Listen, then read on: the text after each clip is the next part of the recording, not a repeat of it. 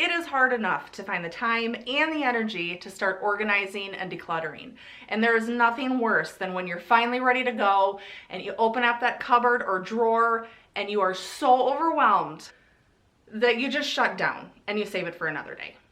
Well, today I want to go through a couple questions I ask myself when I'm going to declutter a really overwhelming space that helps me focus and eliminate that feeling so I can finally just get it done. So today I want to walk you through those 3 questions I ask myself while I organize my kids' linen closet, which is full of small things that aren't mine, and it's just a really overwhelming space. So let's get started.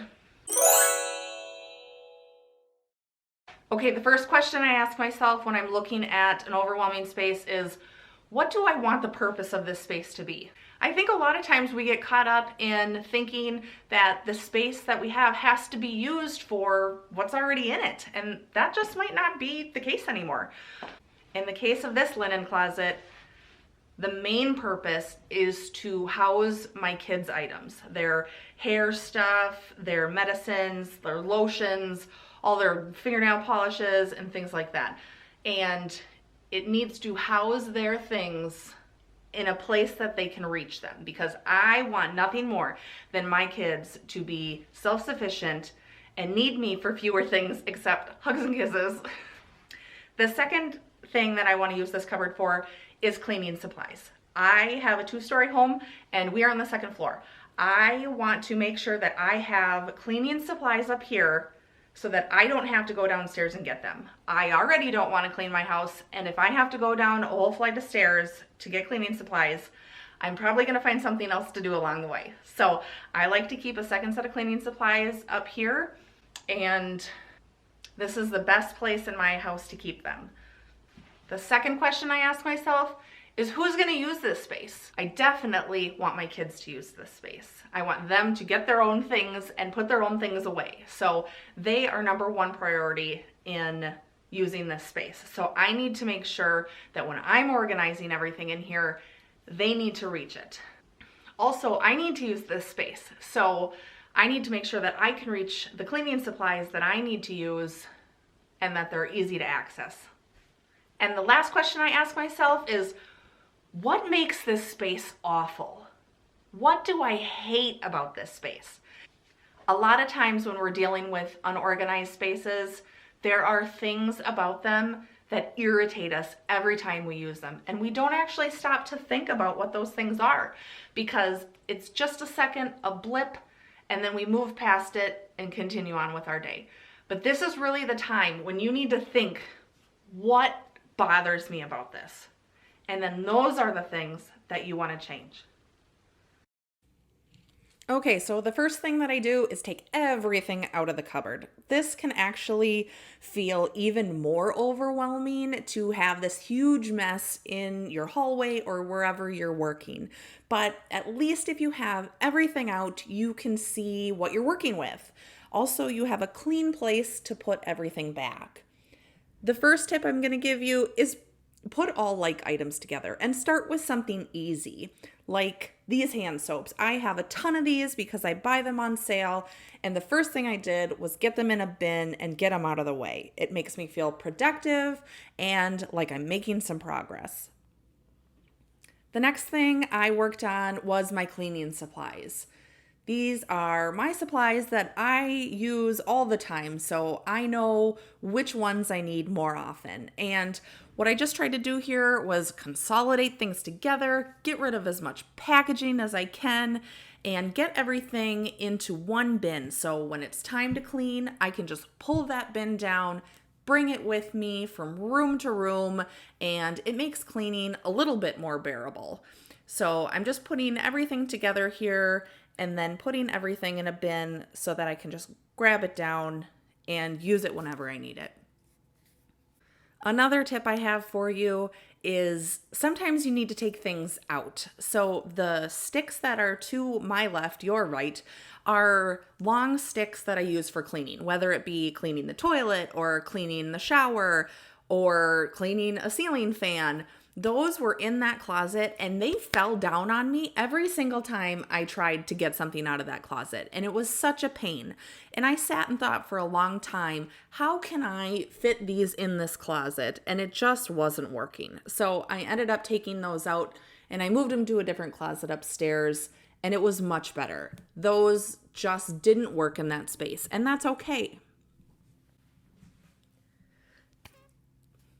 The next thing that I worked on was this turntable. So this is where I put all the items that my kids need to reach and also that myself and my husband need to be able to see really well.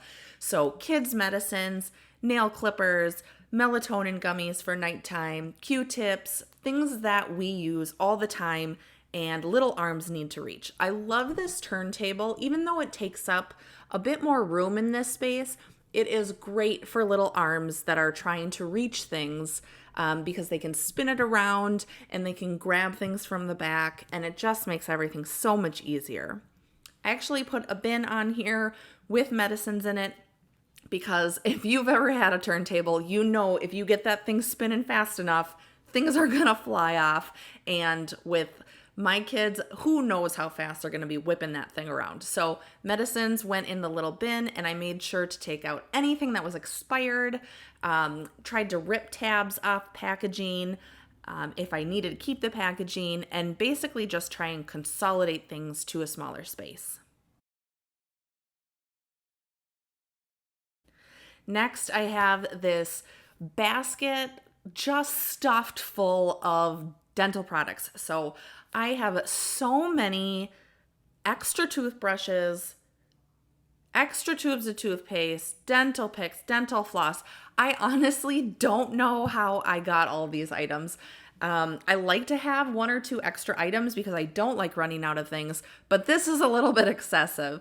And the only thing I can think of is when you have such a cluttered space, you just don't know what you're working with. You don't know what you have. And so I must have just kept buying toothpaste and extra toothbrushes, and I think we're going to be good for a few years now.